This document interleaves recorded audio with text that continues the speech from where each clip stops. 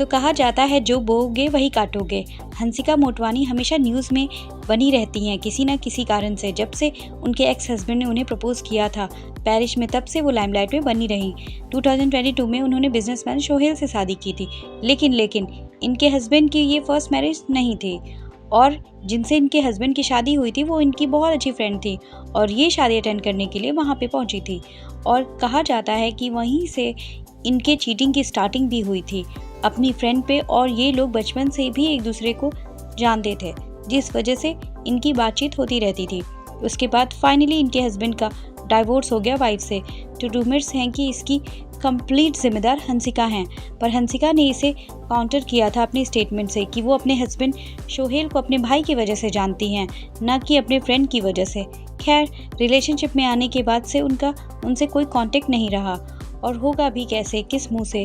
She was cheating on her friend, in fact both were, and it can not be justified in any way. और जब हंसिका की शादी का video release हुआ तो वो शो ऑफ भी ऐसे कर रही थी अपने हस्बैंड से जैसे उन्हें कोई ट्रॉफी मिल गई हो। लेकिन दूसरों का घर तोड़ के अपना घर कैसे बन सकता है। 2024 से वो अपने हस्बैंड से अलग रह रही। फरहा भी उनके घर गई हुई थी तो कोई ऐसी फ़ोटोज़ नहीं दिखी उनके घर पे उनके हस्बैंड के साथ, और उनके हस्बैंड के रिगार्डिंग कोई बातचीत भी नहीं हुई दोनों में। तब भी लोगों ने ये अंदाज़ा लगा लिया था कि कुछ तो गड़बड़ है। अब ये दोनों साथ नहीं। अब न्यूज़ आ रही है कि फाइनली उनका डाइवोर्स हो गया और ये साथ नहीं है।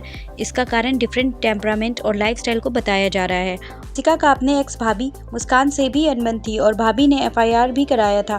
भाई, इतने सारे एलिगेशंस हैं उन पे, लेकिन अगर अपनी फ्रेंड का ट्रस्ट तोड़ने में इतना बड़ा हाथ हो सकता है तो कोई भी अपनी फ्रेंड पे भरोसा नहीं करेगी लड़की। एज ब्राइड्समेड की तरह शादी में प्रेजेंट होना, फिर उसी के दूल्हे को चुरा लेना और फिर जस्टिफाई करना कि वो कितनी सही है, और ये दिखाना कि हस्बैंड के डाइवोर्स के बाद इनकी लव लाइफ शुरू हुई थी, सब पता चल ही जाता है देख के। बात कर रहे हैं हंसिका की, तो उनका डेट ऑफ बर्थ 9 अगस्त 1991 को मुंबई में हुआ था। बहुत छोटी एज से ही उन्होंने एक्टिंग शुरू कर दी थी। आपको याद होगा उनका क्यूट सा रोल टीवी सीरियल शाका लाका बूम बूम में, जहाँ से वो घर घर में फेमस हो गई।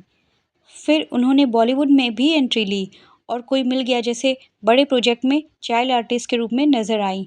उनकी इनोसेंस और नेचुरल एक्टिंग ने सबका दिल जीत लिया था। एज अ चाइल्ड आर्टिस्ट ना काम करके वो लीड एक्ट्रेस का रोल उन्होंने किया तो सब हैरान रह गए। किसी को यकीन ही नहीं हो रहा था कि ये हंसिका मोटवानी ही है। उस मूवी में वो काफ़ी मैच्योर लगी थी और लोग सोचते रह गए थे कि अचानक से ये बड़ी कैसे हो गई। तो चलती हूँ मैं अब, फिर मिलते हैं, बाय बाय।